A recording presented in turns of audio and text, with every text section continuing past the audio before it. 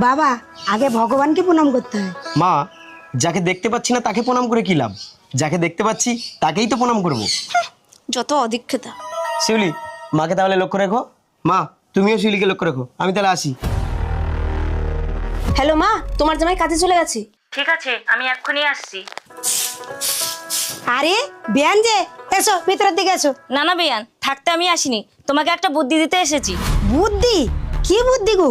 শোনো বেয়ান, তোমার তো বয়স হয়েছে, আর তোমার স্বামী তো তোমাকে কবেই ছেড়ে পালিয়েছে। আর এখন আপন বলতে তোমার ছেলে আর বৌমা। ওরাই তো আমার সব। তার সব যখন, জমি জায়গাগুলো তোমার বৌমার নামে লিখে দিচ্ছে না কেন? আরে বেয়ান, এত তাড়া কিসের? ওরাই তো সব নেবে।